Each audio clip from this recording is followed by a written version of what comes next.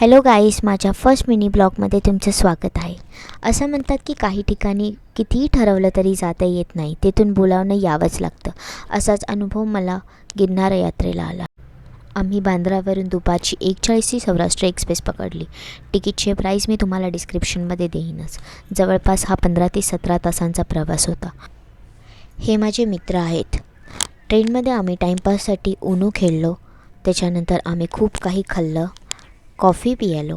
असं करत मजा मस्ती करत हा 15 तासांचा प्रवास कधी संपला हे समजलंच नाही. पहाटे 5 वाजता आम्ही जुनागड स्टेशनला पोचलो. जुनागड स्टेशनपासून गिरनारला जाण्यासाठी ऑटो करायची होती. मग आम्ही स्टेशनच्या बाहेर आलो आणि प्रति 50 रुपये सीटप्रमाणे आम्ही ऑटो बुक केली. त्या ऑटोवाल्यांनी आम्हाला हॉटेलवर नेऊन सोडलं, जिथे आमची हॉटेलची बुकिंग होती. जर तुम्ही इथे येण्याचा प्लॅन करत असाल तर इथे राहण्यासाठी खूप साऱ्या सोयी आहेत, जसे की हॉटेल्स आहेत, धर्मशाळा, असे ऑप्शन्स 500 रुपयापासून स्टार्ट होतात. आम्ही हॉटेलवर जाऊन लगेचच फ्रेश होऊन निघणार होतो. चला तर मग भेटूया नेक्स्ट मिनी ब्लॉगमध्ये. तोपर्यंत बाय.